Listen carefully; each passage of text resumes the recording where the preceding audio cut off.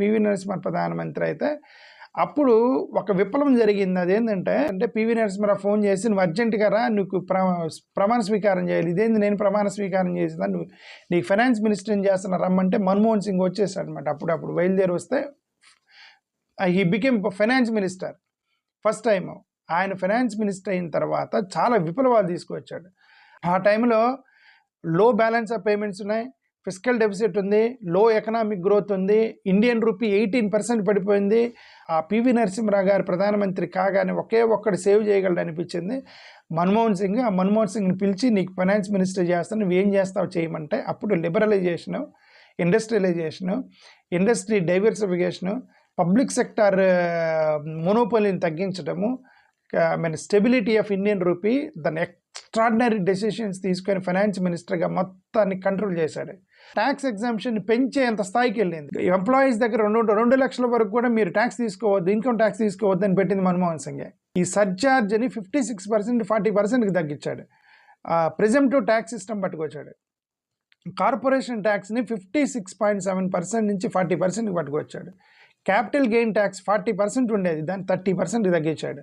Custom duty 30% ఉండేది, 300% ఉండేది, 50%కి తగ్గించాడు. Service ట్యాక్స్ని 5%కి తగ్గించాడు. ఎన్టీటీలో ఆయన మీద సెక్యూరిటీ స్కామ్ ఒకటి వచ్చింది, రిజైన్ చేశాడు. రిజైన్ చేస్తే పివి నరసింహరావు లేదు నువ్వు ఉండమని బలవంతం చేసి ఉంచగలిగారు. తర్వాత బాబ్రీ మసీదుని పడగొట్టడంతో అదొక ప్రాబ్లం వచ్చింది. ఏంటంటే 2004లో కాంగ్రెస్ గవర్నమెంట్ రావటం, సోనియా గాంధీ ప్రధానమంత్రి అవ్వాల్సింది, నేను అవ్వనంటాం. అప్పుడు మన్మోహన్ సింగ్ని తీసుకొచ్చి ఫైనాన్స్ సెక్రటరీగా పనిచేసిన వాడు దేశానికి ప్రధాని అవుతారని ఊహించున్నాడు, అయ్యాడు. ఆ తర్వాత కొన్ని విప్లవాత్మక చర్యలు తీసుకుని రైట్ టు ఇన్ఫర్మేషన్ ఇంట్రడ్యూస్ చేసిన మన్మోహన్ సింగే. Right to education, right to employment, 60,000 కోట్ల రూపాయల ఫార్మర్స్కి వేవింగ్ చేసినటువంటి ఏకైక ప్రధానమంత్రి మన్మోహన్ సింగే. వచ్చిన న్యూక్లియర్ హబ్కి సంబంధించి ఒక పెద్ద ప్రాబ్లం వస్తే దాన్ని ఎలాగైనా ఎదుర్కొని మళ్ళీ న్యూక్లియర్ హబ్లోకి తను ప్లేస్ సంపాదించగలిగాడు. మళ్ళీ దురదృష్టవశాత్తు 2008లో ఈ టెర్రర్ అటాక్ జరగటం ఒకటి.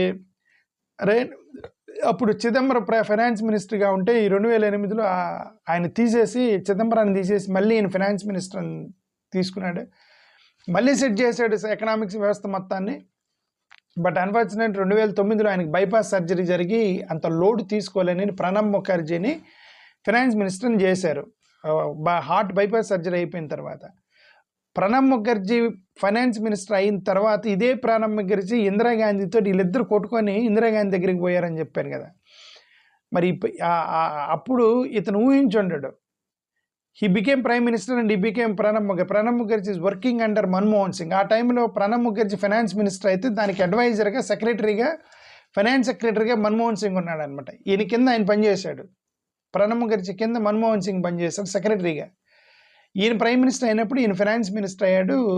That is called turn around జరిగింది. సరే, అయినా సరే ప్రణబ్ ముఖర్జీ ఫైనాన్స్ మినిస్టర్ అయిన తర్వాత ఆయనకి హార్ట్ బైపాస్ సర్జరీ వచ్చి మళ్ళీ కొన్ని ఎలిగేషన్స్ వచ్చాయి ప్రణబ్ ముఖర్జీ వల్ల. అది వడాఫోన్ ట్యాక్స్ స్కామ్ ఒకటి, spectrum scam, coal mining scam, coal block scam, ఇట్లా చాలా స్కామ్లు వచ్చేసాయి అనమాట.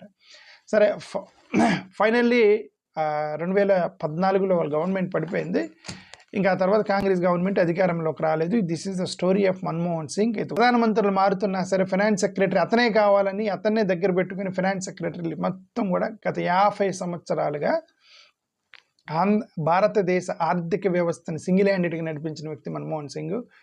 అది ఫైనాన్స్ సెక్రటరీగా కానీ, ప్లానింగ్ కమిషన్ చైర్మన్గా కానీ, ఫైనాన్స్ మినిస్టర్గా కానీ, ప్రైమ్ మినిస్టర్గా కానీ అట్లీస్ట్ 50 years భారతదేశ ఆర్థిక వ్యవస్థ తన చేతుల మీదుగా రన్ అయింది. That's Manmohan Singh greatness. Thank you.